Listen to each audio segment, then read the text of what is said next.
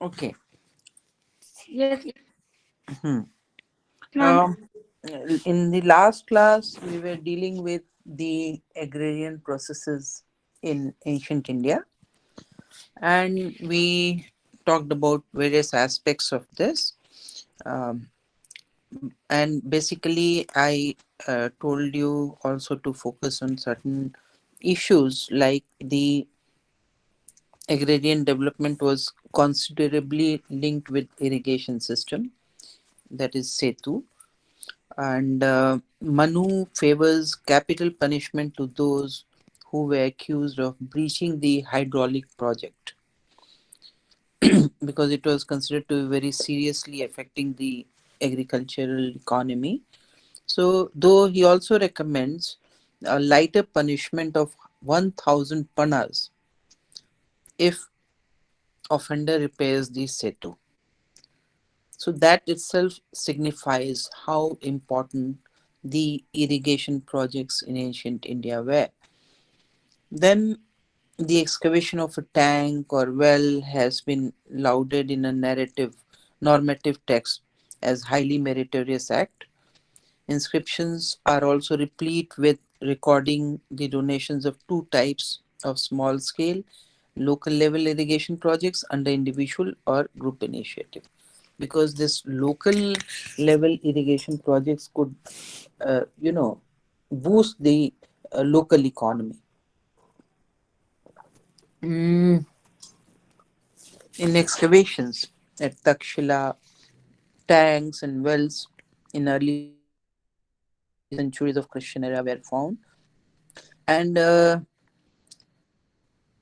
even donation to the tanks in Takshila by the Greek was also discussed according to inscription of the first century.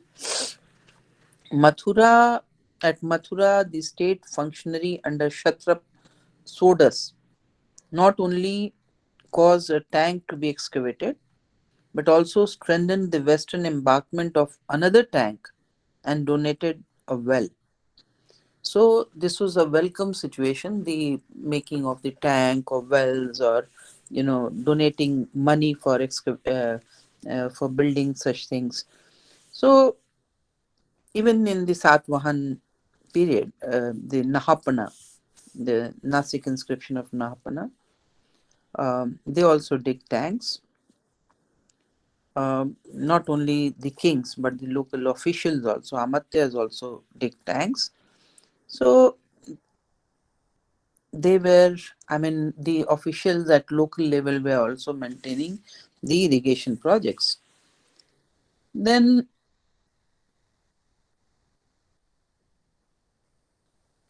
the normative treatises uniformly believe that the projects, the irrigation hydraulic projects, belong to the king, and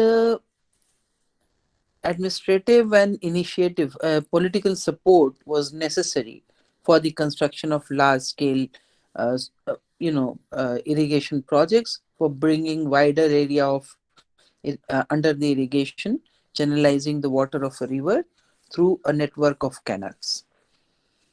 uh, this was a complex operation technologically, administratively, and excavating a well or tank for the local level irrigation was a different thing. But when there's large land holding which was to be irrigated without state support, it was not possible at supra level, because they then it river based hydraulic system was needed. Hydraulic projects were needed, and only with the administrative organization mechanism this could have been done. And we have examples of royal initiative and direct patronage and associated with large scale irrigation projects. And one is Junagadh Prashasti of Rudradaman 1, which we discussed earlier. And it was a large reservoir named Sudarshan, originally built under Chandragupta Maurya's reign. And later on, subsequently, Ashoka also maintained this channel, Pranali. But during the time of Shaka king Rudra Daman, The entire water reservoir was drained out because of a breach in the embankment of the Setu. And this was rebuilt, spending a huge amount of money from his own treasury, and repaired the embankment so that the irrigation could continue. He not only repaired, but he broadened the embankment also 3 times to enhance the visual appearance.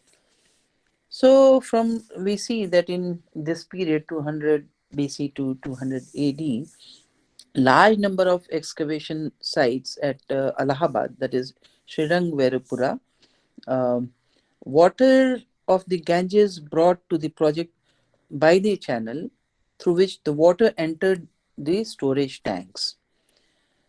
So, first the storage tanks were connected to the larger tanks and the hydraulic projects, so that the and for this tanks were built also.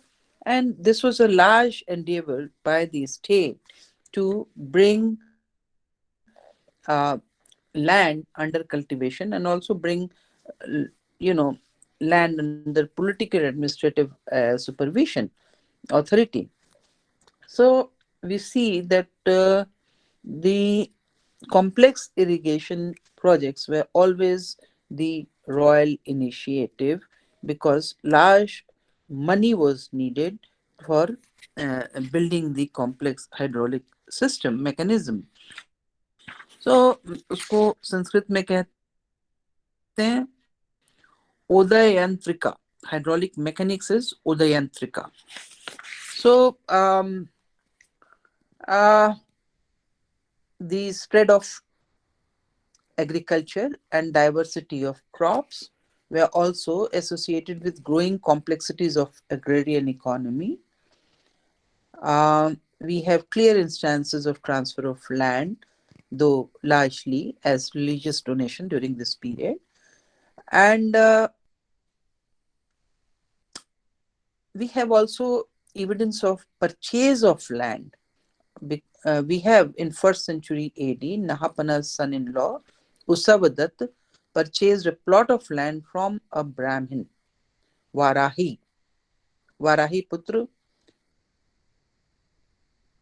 Asvi Bhatt, and the purchased plot was then donated to a Buddhist monastery near Nasik. So you see that purchasing a land from the Brahmin and giving it in donation to the Buddhist monastery, such kind of practice was also in vogue during this period. Uh, so this is one. Then we have already done this, but then when we come to Gupta period, who had taken the titles of Rajas, had taken the titles of Maharaja, the Raja, the great king of kings, Parameshwar, the supreme lord, and so on. So uh, in Ganges plain, the land was under direct control of the Gupta, and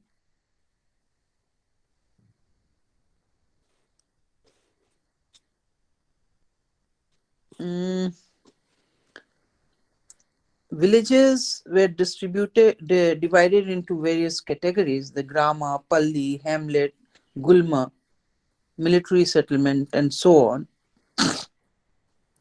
And revenue from the land was collected to expand the economy of that period.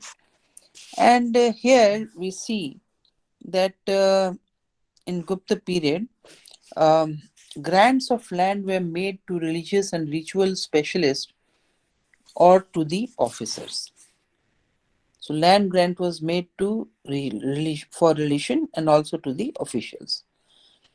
This land did not produce revenue for the state, but it allowed shuffling of revenue demands at local level and created small centers of prosperity in rural areas. So Brahmins became proficient in supervising agricultural activities, helped by the manuals of agriculture, such as Krishi Parashara, which may date to this or to subsequent period. Krishi Parasar.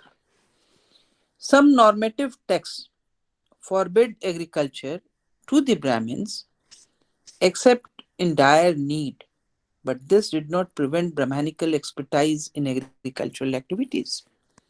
They continued to do the agricultural activities. Hmm. So, when we talk about agriculture, the grant of land also is part of this. Um, grant of land had created a kind of intermediary, and grant to religious beneficiaries included some to temples, monasteries, and the Brahmins. Such grants to temples empowered the sects to manage the temples. Villages could also be given as a grant to temple for maintenance. This added local administration to the role of the temple, in addition to being an area of sacred place. So temple became agricultural magnet also along with the area of sacred place. When land grants were tokens of special favor, the grant to the Brahmin must have underlined his privileged position. Agrahara land grant of the rent-free land or a village that could be made to collectivity of the Brahmins. The Brahmadaya grant, the grants to the temple and the monasteries were exempt from tax. So Agrahara land, where the whole land was given to the clan of Brahmins, Brahmadaya was given to the temples and it was tax free. So the Brahmins were often those proficient in the Vedas or with specialized knowledge, particularly in astrology. Gifts to Brahmins were expected to ward off the evils of the present Kali age, or recourse to astrology appears to have been more common. Uh, grant of land began to supersede monetary donations to religious institutions during this period, and land was more permanent, was heritable, and the capital less liable to the tempered with. इसको ना कोई चुरा के भाग सकता था, ना इसका कोई मिसयूज कर सकता था इकोनॉमी का, प्रॉपर्टी का.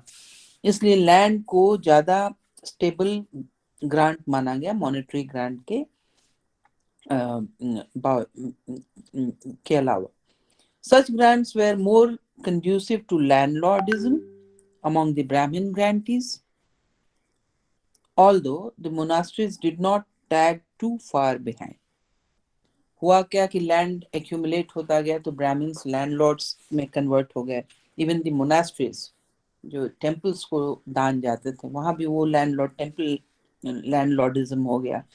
So receiving revenue was easier to handle than pioneering agricultural settlements. Uh, but from ruler's side, this granting land was seen as an accruing merit by the donor and began to replace gifts of monetary and other wealth among the even to the Buddhists. So grant of land was continued to Buddhist institutions also in particular area, but that was in 7th century. We'll do only till 6th century. Even the officials were rewarded by revenue from the grant of land. This was a significant feature of Gupta period, and instead of cash salary they were given land grants. And we have various land grant inscriptions during this period, and we have account of Wan Sang also, who talks about the land grants to the not only to the Brahmins but the village officials. So अब Granting of land could weaken the king's authority, which I'm doing it here. We'll repeat it in political processes also.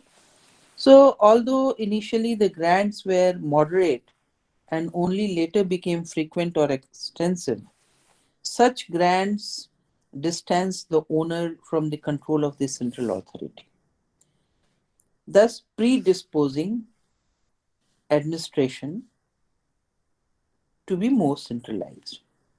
So, we all know that Brahmins were the religious beneficiaries of the granted land. They became legitimate owners of the land later on, and they became landlords also.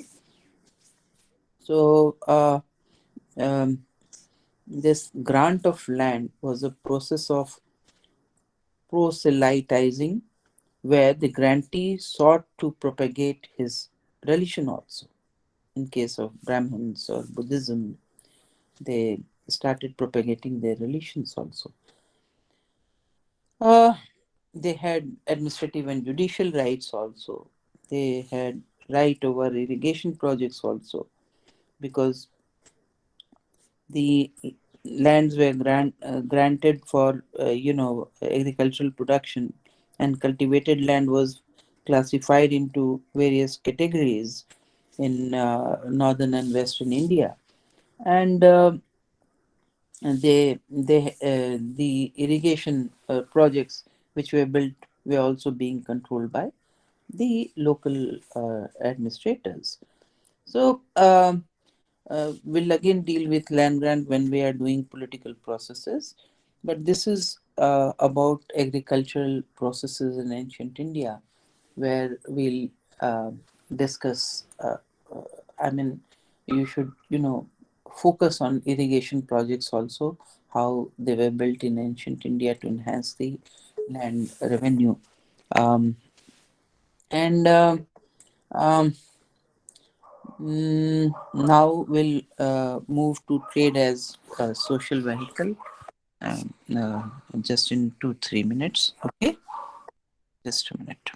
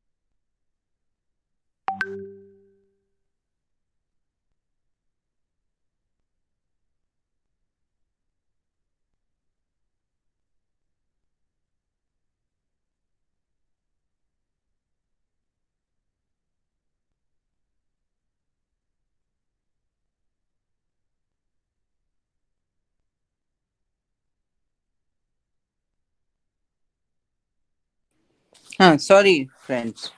I had a call from university, so I was attending that.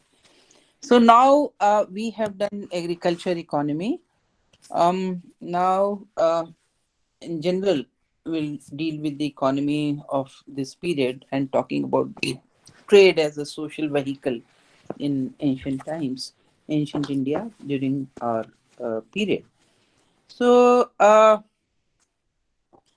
in about 200 BC, the area of our study, uh, here uh, we have noticed significant economic and social changes during this period, and the most important facet of continuity in material life was the ongoing dependence on agriculture as the mainstay of economic life. And the spread of sedentary agriculture also led to the growth in economy, that is called trade, during this period. Uh, uh, this period, in this period, there were various types of expansion of trade network in this period, within and also beyond the subcontinent. The various types of merchants who we have textual references about them, especially in the Buddhist and Jain sources and also epigraphic sources. And we have, you know, also the role of donors during this period. Donors' role is also specified during this period. The merchants, ordinary merchants, were generally known as petty vanik or vedeheka, and there were caravan merchants or leaders also. They were known as sarthavaha. We have references to sarthavaha in inscriptions also, in Mathura inscription also, and Satvahan inscription also. So that we'll be dealing with. Then the Jatak tales also are replete with the account of Sarthvahas, and it was who were they? They were the stereotypical long distance journey में जो लोग travel करते थे group बना करके, और उनका leader होता था, उसको कहते थे सार्थवाहा. So according to the sources, the merchants, you know, where they traded in luxury items also, prestigious commodities also. So they used to go for long distance sources. We had various communities, as we have found in the Jatak tales or other Buddhist sources and Jain sources, and also, thousands of inscriptions which talk about, the Lohavaniya, that is one who dealt in iron tools, and we have, such donors to Buddhist shrines also in Mathura inscriptions, and we have Shrestis. Hindi, हाँ, हिंदी में बोलते हैं, ठीक है, sorry, दिमाग खो जाता है हमारे पास. हम एक तो जो हम बात करें, बहुत सारे ऑक्यूपेशंस थे और बहुत सारे प्रोफेशनल्स थे. उसमें से कुछ सार्थवाहा बहुत प्रोमिनेंट प्रोफेशनल था, जो कारवान लीडर था, कारवान लेकर के जाता था एक जगह से दूसरे जगह पे. और मथुरा इंस्क्रिप्शंस में इसका काफी डिस्क्रिप्शन है. सेठी या सेठी, ये बुद्धिस्ट और जैन सोर्सेस में बहुत प्रोमिनेंट प्लेस एंजॉय करते हैं, और जातक टेल्स में भी काफी इनके बारे में लिखा गया है. फिशर हिस्टोरियन है, वो लिखते हैं कि primarily setthis were the investors in the business, and शुरू में वो इन्वेस्ट करते थे पैसे को वेल्थ क्रिएट करने के लिए, और out of that they used to carve out handsome profit. तो सेठीज जो थे इस काल में बहुत ही इंपॉर्टेंट थे. दूसरा एक ग्रुप था गहपतीज, पाली टेक्स्ट में गहपति का बड़ा नाम है, that is rich land owner.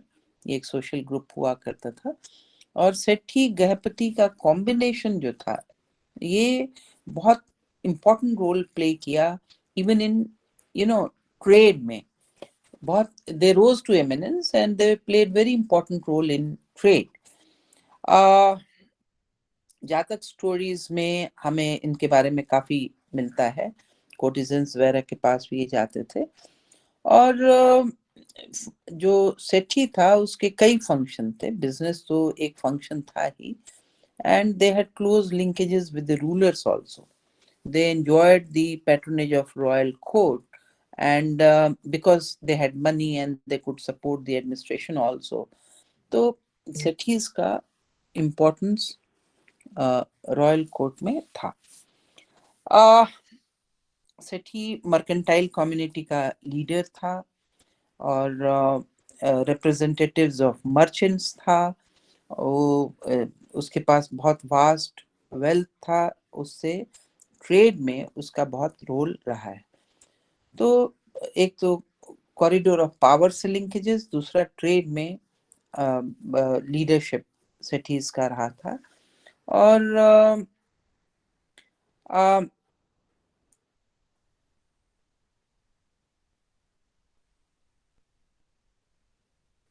इस काल में ग्रेगरी स्कोफिन की जो बुद्धिज्म पर बुक है उसमें देखोगे कि इस काल में Buddhist Monks also played very important role in trading activities because वो लोन देते थे इंटरेस्ट पे, बिकॉज उनके पास एग्रीकल्चरल मड था, बहुत इनकम था उनको, तो ट्रेडर्स को वो लोन दिया करते थे। तो बुद्धिस्ट संघ का भी इसमें ट्रेड और कॉमर्स में के अपलिफ्टमेंट में काफी रोल रहा है। And this is inscribed on tablets also, even in outside India, in Central Asia. So जितने अवेलेबल सोर्सेज हैं वो हमें ट्रेडिंग रूट्स के बारे में भी बताते हैं, ओवरलैंड कम्युनिकेशन के बारे में बताते हैं, डेवलपमेंट ऑफ ट्रेड्स के बारे में बताते हैं जो सोर्सेज हैं।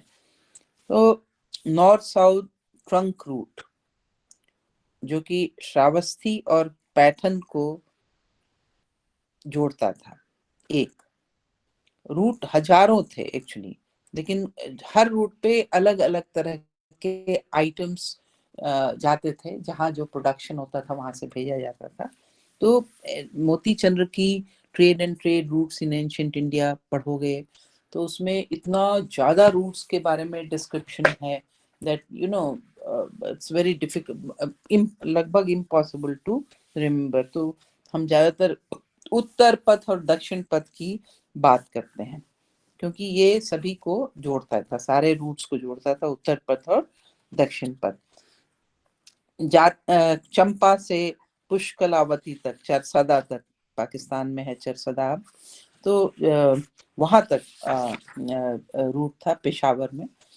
तीसरा रूट था आपका पाटलिपुत्र से पटाला तक, इंडस डेल्टा तक। फिर बैरी गाजा, दैट इज भारूकृच ब्रॉच इन गुजरात, जो है प्रोमिनेंट वेस्टर्न पोर्ट था। और पेरिप्लस ऑफ इरेथ्रियन सी भी इसको मेंशन करता है, पुष्कलावती को भी और बैरी गाजा को भी। तक्षशिला, पंजाब, मथुरा, ये सब उससे जुड़े हुए थे। मथुरा से उज्जैन रूट जाता था, मालवा जाता था, गुजरात कोस्ट पे जाता था, बहुत जगहों पर जाते थे ये रूट्स। सो सांची कई ट्रेड रूट्स का नोडल पॉइंट था, क्योंकि वो बुद्धिस्ट मठ था वहां पे, मोनास्ट्री थी। तो वेस्टर्न घाट्स तक ये रूट्स जाते थे। इतना सब कुछ आप नहीं कर पाएंगे, इसलिए उत्तर पथ और दक्षिण पथ को थोड़ा सा देख लेंगे कहाँ से क्या जाता था।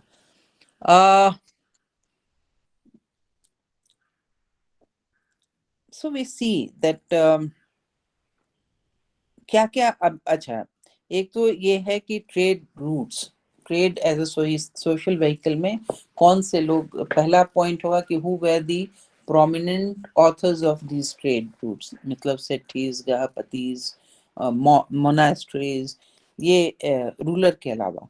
दूसरा कि ट्रेड रूट्स क्या थे, कहाँ से कहाँ तक जाते थे। तीसरा है कि what were the items of trade, trade के आइटम्स क्या थे। Most coveted item was silk, which was produced then in only China and reached to Roman Empire via East Asia. लेकिन बीच में ये सिल्क रूट भी था, जिसको दोबारा अब रिवाइव किया गया है। आर्कियोलॉजिकल एविडेंसेस हैं ओवरलैंड रूट के। चाइना से सिल्क चलता था टुहांग दुहांग होते हुए, ये तलकमान। चाइनीज सिल्क बहुत कोवेटेड आइटम था, और नॉर्दर्न और सदर्न सिल्क रूट्स से वो पहुंचता था। तो सिल्क के बारे में, सिल्क रूट के बारे में डिटेल में हम नहीं पढ़ेंगे, विल जस्ट मेंशन कि किस तरह से कुषाण पावर का एक्सपेंशन हुआ, बैक्ट्रिया हमारे पास आया और कुषाणों के कब्जे में था। तो Chinese silk routed through the Kushan realm and was instrumental in integrating South Asia with the Silk network. पहले वो बाहर ही बाहर चला जाता था इन कुषाण पीरियड में, क्योंकि सिल्क एक महंगा आइटम था, उससे बहुत प्रॉफिटेबल मार्केट था। तो कुषाण काल में बैक्ट्रिया जब हमारे कब्जे में आया, तो सिल्क रूट को डाइवर्ट करके साउथ एशिया की तरफ से ले गया। तो एक नया नेटवर्क बना सिल्क रूट का। जो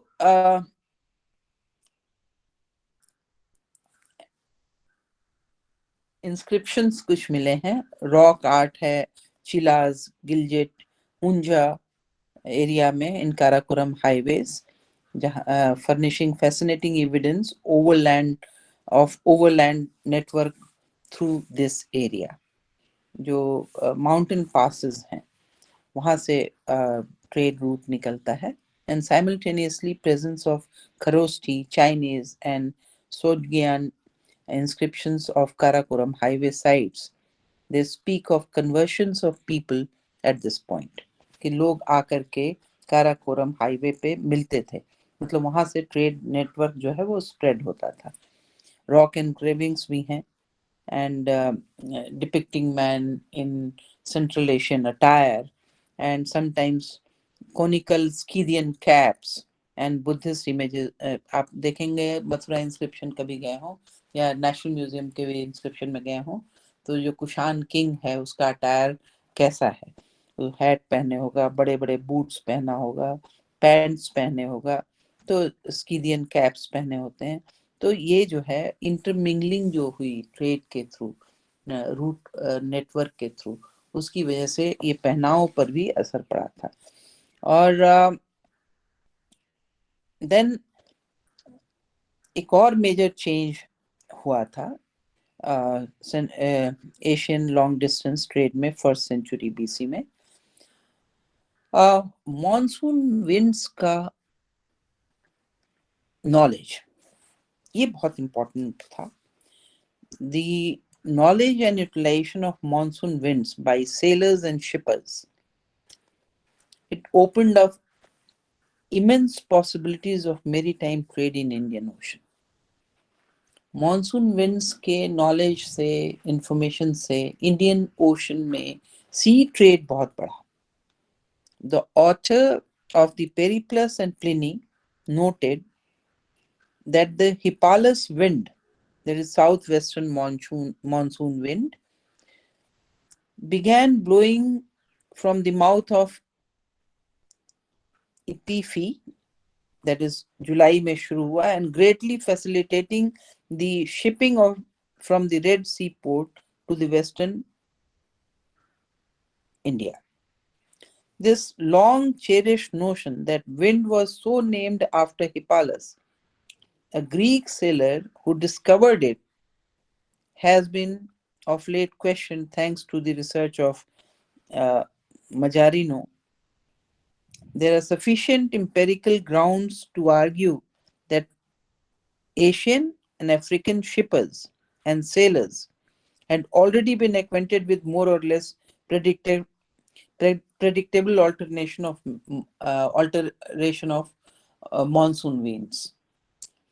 Hippalus पहले claim किया गया था कि Hippalus was the one Greek sailor who discovered this monsoon winds, but later on the researchers showed that earlier this was known to people about the monsoon winds.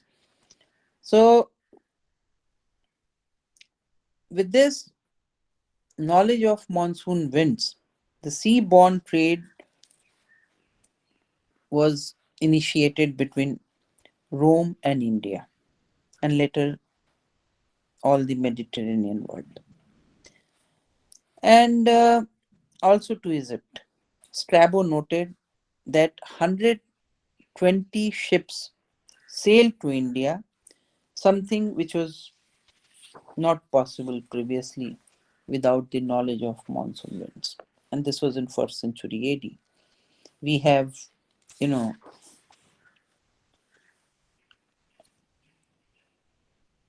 even the ships, even if we find that this number was exaggerated,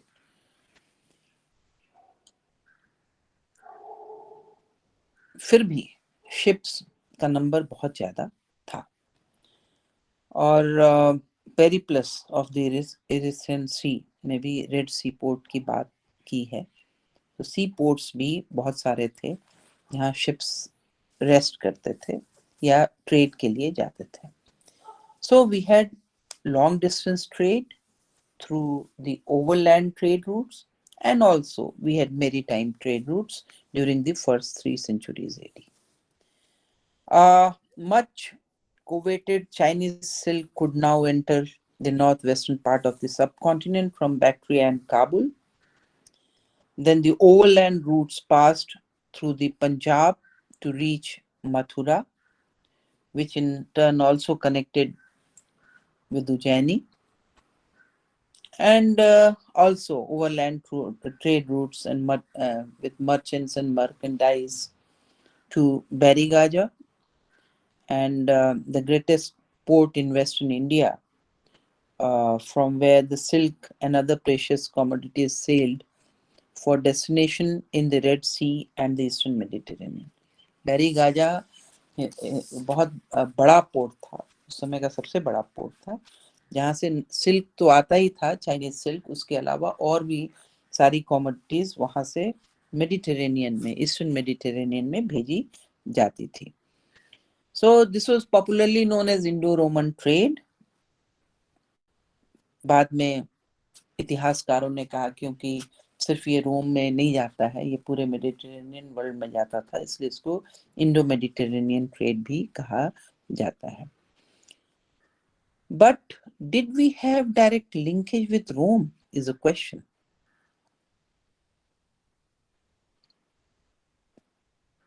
India did not have any direct linkage with Rome, but commercial contacts prevailed between South Asia and the Eastern Mediterranean region, which was included in the Roman Empire. इसलिए हम Indo Roman trade इसको कहते हैं.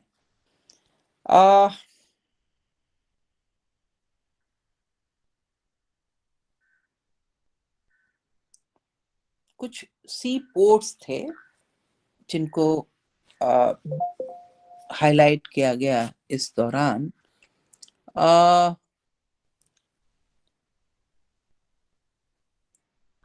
One was Barbaricum in the mouth of Indus River, जिसको Periplus में भी जिक्र किया गया है, टोलेमीज ज्योग्राफी में भी उसका जिक्र किया गया है. एंड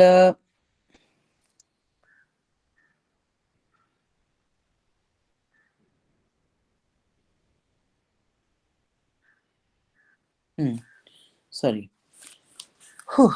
उसका जिक्र टोलेमी में भी किया गया, टोलेमी की ज्योग्राफी में भी किया गया है. Chinese text also talks about this port.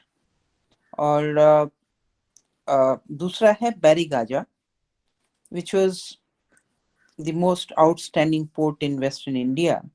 इसको भृगु कच्छ एंशियंट टेक्स्ट में कहते हैं, और भारू कच्छ भी कहते हैं, रोच कहते हैं अब। तो ये बहुत इम्पोर्टेंट था। अ, वो इंटरनेशनल ट्रेड के लिए भी बहुत इम्पोर्टेंट था। साउथ ऑफ गुजरात में और भी 3 पोर्ट्स थे: Sopara, ancient Surparaka, that is Kalyan, that is Kaleni, and Chaul. Chaul को कहते थे सेमिला। अभी 2 जो हैं वो तो मुंबई के आसपास हैं, और चाउल अ, भी मुंबई के साउथ ऑफ मुंबई में है। सुपारा पोर्ट जो था मॉडर्न टाइम्स में भी था। सातवाहन इंस्क्रिप्शन में भी इसका काफी जिक्र है। फिर कुछ स्मॉल हार्बर्स थे, वो थे कोंकण में,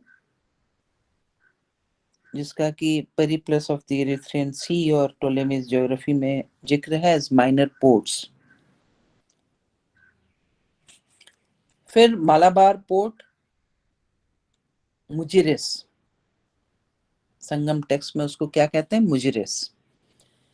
traditionally identified with Cranganore in Kerala, अभी उसको क्रैगनोर कहते हैं मॉडर्न टाइम्स में। Muziris Pattanam, at Pattanam, situated close to Cranganore. बहुत सारे पोर्ट्स तमिलनाडु में भी थे, क्लासिकल टेक्स्ट में और संगम लिटरेचर में, टोलेमीज ज्योग्राफी में और पेरिप्लस में उनका मेंशन है। कोलची एक प्रोमिनेंट प्लेस था जहां पर्ल्स हार्बर किए जाते थे। कावेरी पट्टनम, दैट इज पुहार और पुम्पुहार, टोलेमी ने उसका जिक्र किया है। और उसके अलावा आंध्रा में we have ports at Krishna and Godavari deltas, Maisolia in classical accounts. ये एक इम्पोर्टेंट पोर्ट था। और इस तरह से हम देखते हैं कि जैसे ही विंड्स के बारे में जानकारी मिली, मॉनसून के बारे में जानकारी मिली, उसके साथ ही ये जो पोर्ट्स थे एंशियंट टाइम्स में वो बहुत एक्टिव हो गए, और सो मच सो कि ट्रेड को एनहांस करने में बहुत ही महत्वपूर्ण रोल प्ले किए। कोस्टल बंगाल में भी था ताम्रलिप्ति, आपने सुना होगा, वो बहुत इम्पोर्टेंट पोर्ट था। Ptolemy's geography, Periplus of the Erythraean sea, सब जगह मिलता है। 1 मिनट का ब्रेक लूंगी, जरा यूनिवर्सिटी से फोन आएगा, होल्ड करना आप लोग, ठीक है?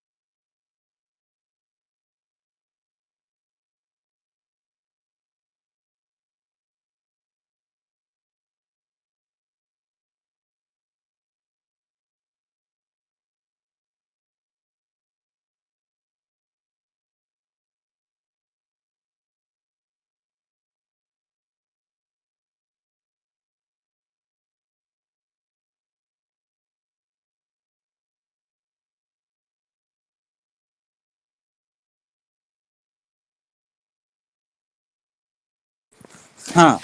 Sorry for the break.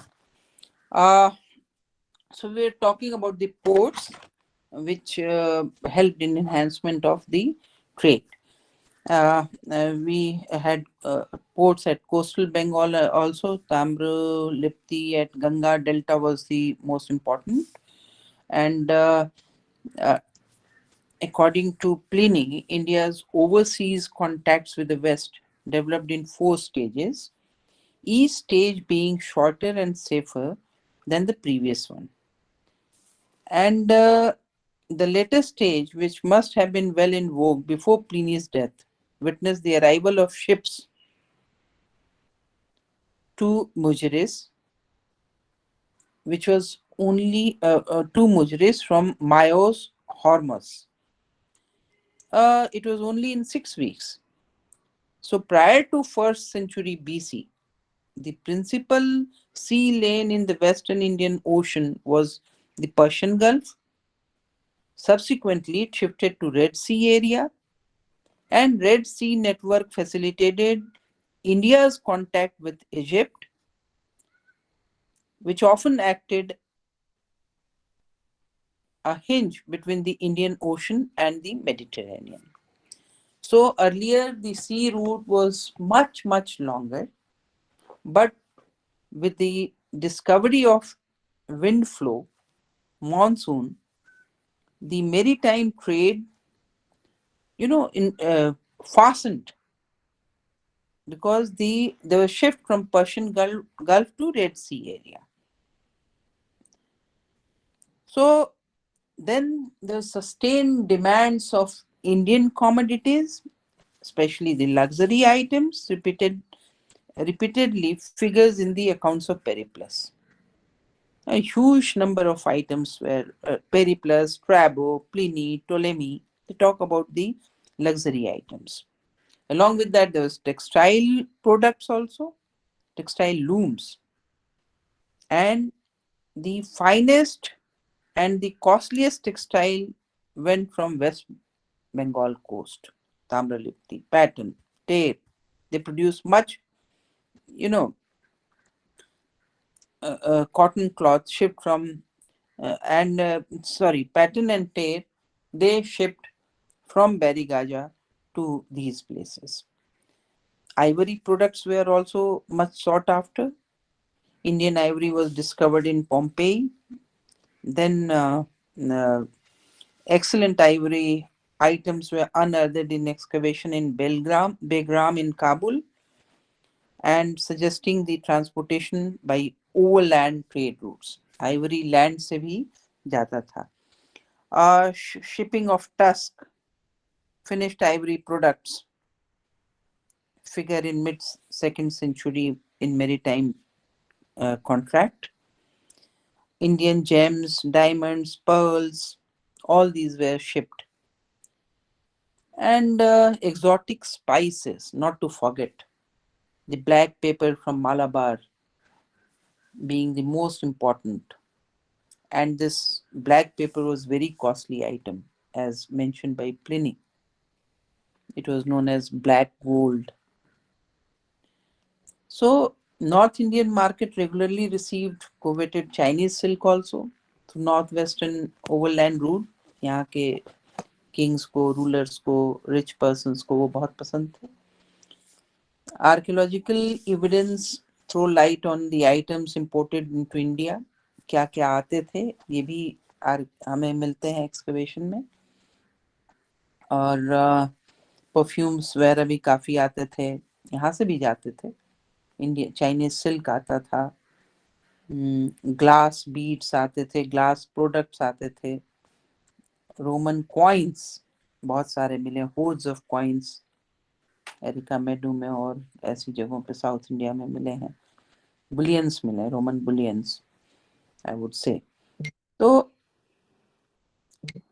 probably the Kushan rulers and North Indian rulers also melted the Roman gold coins also.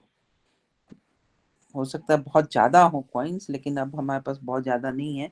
Probably they had melted the gold coins because gold had metallic value also, material value also. So So balance of trade, the Indo-Roman trade, it tilted towards India.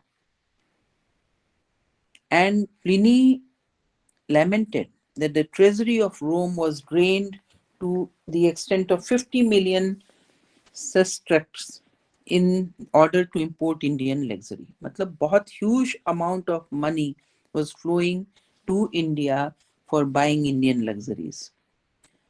और ये Roman database में भी recorded है कि luxury items बहुत India से import किए जाते थे।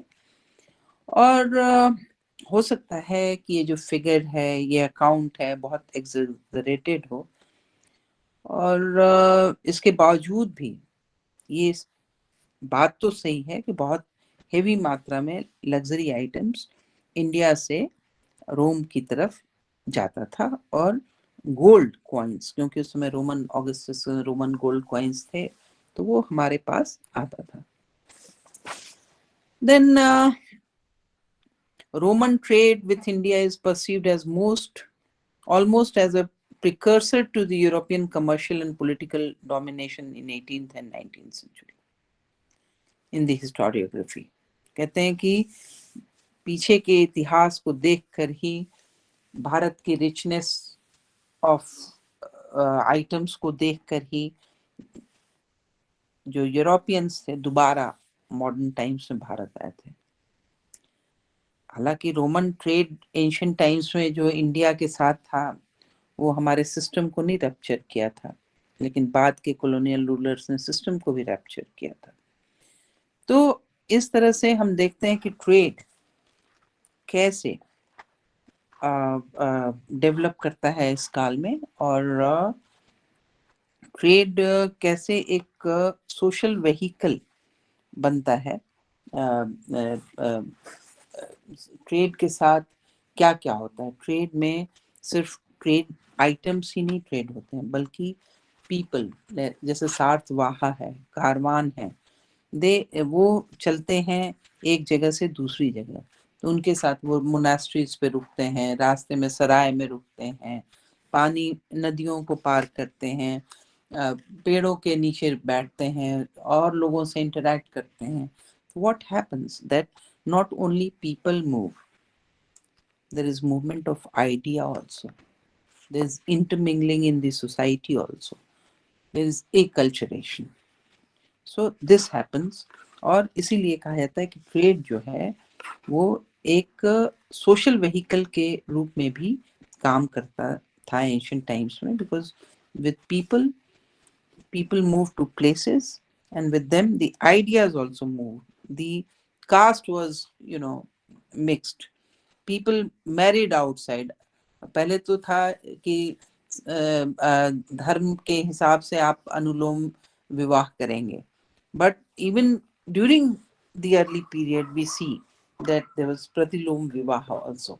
दूसरी जातियों में भी विवाह, बुद्धिस्ट धर्म में भी हमने देखा है, ब्राह्मणिकल रिलीजन में भी देखा है कि दूसरे धर्म में भी इंटरमिंगलिंग सोसाइटी में थी। ये था। ऐसे में ट्रेड का जो इम्पोर्टेंस है as a social vehicle, trade जो है वो एक सोशल व्हीकल की तरह इम्पोर्टेंट रोल प्ले करता है। Then in post this 200 AD, that is in Gupta period, we come to see that there is continuity in, there is change of course, but there is continuity in trade system also। और ये जो है trade वो जाति और वर्ण को भी इम्पैक्ट करता है समाज में। ट्रेड इस समय क्रय और विक्रय यानी कमर्शियल ट्रांजैक्शन के रूप में देख रहे हैं। अमर कोश में इसको कहा गया, क्रय और विक्रय शब्द का इस्तेमाल किया गया है। The same text, Amar Kosh, also mentions Sreshti and Sarthavaha, the two types of merchants who enjoyed prominent position, is also mentioned in Gupta copper plate in North Bengal, and Gupta seals from Vaishali. The epigraphic records also hint to different types of merchants, Shreni like professional organization, guild guild system का आविर्भाव हुआ है, जिसके बारे में भी हमें हमें थोड़ा जानना चाहिए. और श्रेष्ठी श्रेष्ठी was already there, Sartha was already there. So we see that mm, the these what do you call donations to various organizations which were already in vogue in the Shaka Kushan period. Now we see these, and those were mainly to the Buddhist and the Jain institutions, lesser to the Brahmanical institutions. But in this period, donation to the professional body of merchants, uh, donation by the professional body of merchants of different areas and were given. And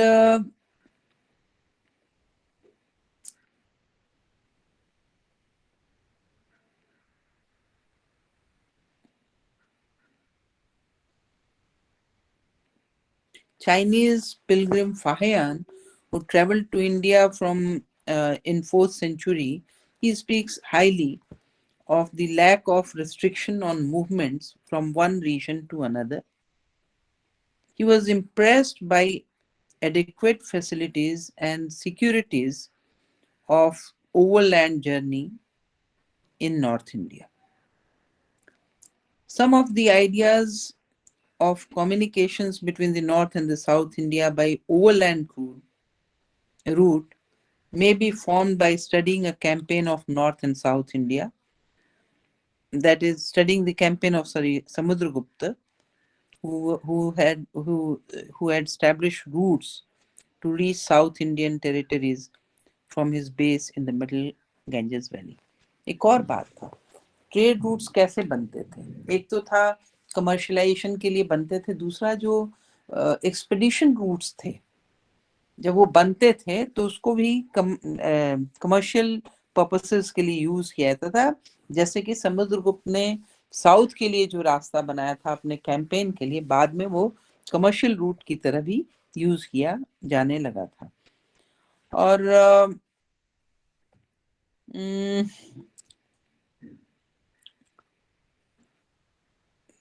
so we see that गुप्त period तक आते आते Roman trade shrink कर गया था, long distance maritime trade shrink कर गया था और थोड़ा लोकलाइजेशन हो गया था.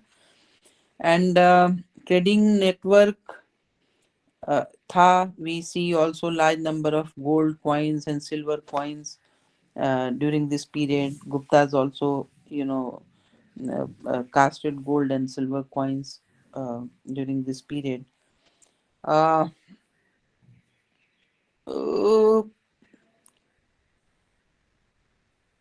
तो आप देखें कि few things which you have to highlight. One is, as I told you, one is the trade routes. One is the who were the authors of this trade route, यानी जो सोशल सोसाइटी में जो prominent लोग थे जो कि trade को बढ़ावा दे रहे थे.